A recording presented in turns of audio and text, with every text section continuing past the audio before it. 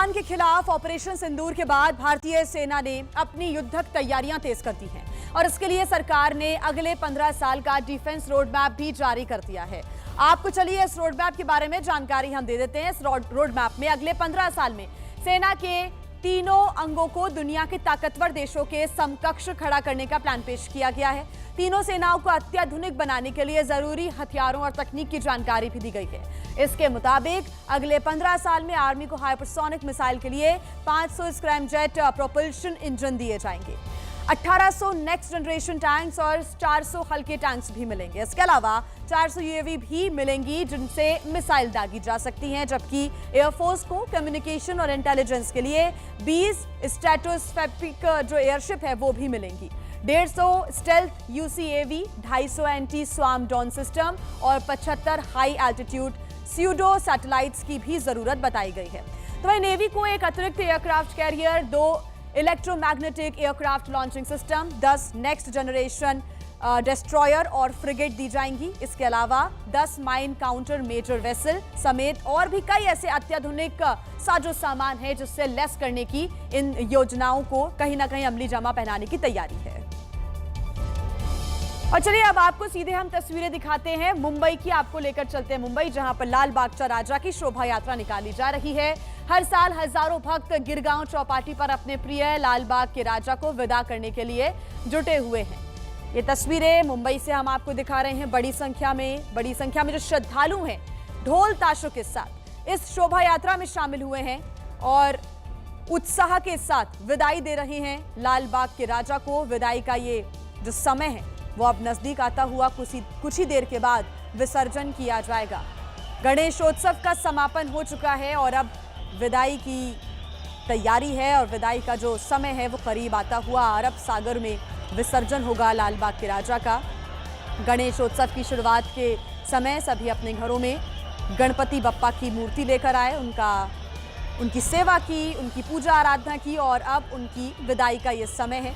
कई लोगों ने विसर्जन कर दिया है और अब ये तस्वीरें मुंबई से हम आपको दिखा रहे हैं लाल बाग के राजा की, जहां पर एक बड़ी संख्या में शोभा यात्रा में भक्त जो हैं वो शामिल होते हैं। और हर साल ही ये जो शोभा यात्रा है और ख़ास तौर से लाल बाग के राजा का जो पंडाल है वो आकर्षण का केंद्र बना रहता है। दूर दूर से यहाँ पर लोग आते हैं और बप्पा का आशीर्वाद लेते हैं, हर मनोकामना पूरी करते हैं बप्पा। इसी उम्मीद के साथ सभी अपने विघ्नों को हरने के लिए बप्पा के आशीर्वाद के लिए पहुंचते हैं। और ये बड़ी संख्या में देखिए लोगों का जो तांता है वो लगा हुआ है। तस्वीरें आपके सामने, आगे बढ़ती हुई शोभा यात्रा, खचाखच जो ये रोड है वो श्रद्धालुओं से भरी हुई नजर आ रही है इस बार, और हर बार कुछ ऐसा ही नजारा देखने को मिलता है। और जैसे ही समुद्र किनारे ये शोभा यात्रा पहुंचेगी,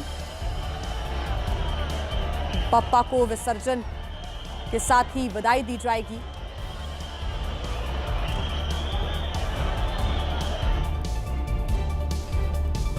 आइए अब खबरों में आगे बढ़ते। उत्तर प्रदेश के बहुचर्चित एसडीएम ज्योति मौर्य और उनके सफाई कर्मी पति के केस की तरह हरियाणा के पलवल से भी एक ऐसा ही केस सामने आया है। पति ने इस पूरे मामले में पत्नी के खिलाफ मानवाधिकार आयोग में शिकायत दर्ज कराई है। पीतम और प्रीति की शादी 2022 में पलवल के एक आर्य समाज में हुई थी। दोनों की मुलाकात लाइब्रेरी में हुई थी। धीरे धीरे दोस्ती हुई जो आगे चलकर मोहब्बत में तब्दील हो गई। शादी के कुछ ही महीने बाद दिल्ली पुलिस की भर्ती खुली जिसमें प्रीति ने भी अप्लाई किया और पीतम ने दिन रात एक कर न केवल प्रीति की तैयारी करवाई बल्कि अपनी उस लाइब्रेरी को भी बेच दिया जो उनकी मोहब्बत की पहली निशानी थी।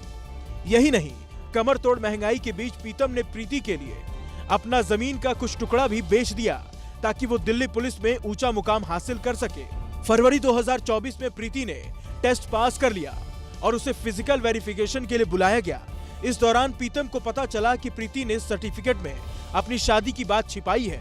खैर 2025 में प्रीति की ट्रेनिंग खत्म हुई तो वो ससुराल न आकर सीधे अपने मायके चली गई। पति पीतम जब उसे लेने मायके पहुंचा तो उसने न केवल तलाक की बात की बल्कि उसके साथ आने से भी इनकार कर दिया। पीतम का आरोप है कि प्रीति अब उसे आए दिन तलाक देने की धमकी देती है। रोज रोज के विवाद से तंग आकर अब पीतम ने कोर्ट का सहारा लिया है। और एक बड़ी खबर आपको बता दें, उत्तरकाशी के नौगांव में उफान पर है बरसाती नाला। बरसाती नाले में अचानक से काफी ज्यादा मलबा आ गया है और मलबा आने की वजह से नौगांव बाजार में अफरा तफरी मच गई। लोगों की दुकानों और घरों के अंदर ये मलबा घुस गया। तस्वीरें भी आपके सामने।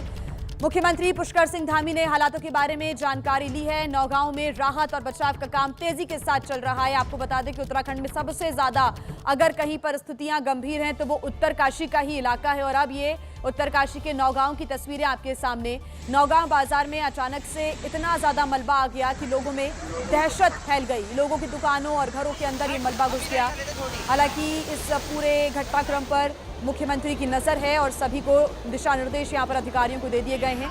हालातों के बारे में जानकारी भी ली गई है और राहत और बचाव काम को तेजी के साथ आगे बढ़ाने की बात कही जा रही है। तो इस मलबे की चपेट में बाजार की दुकानें आ गई।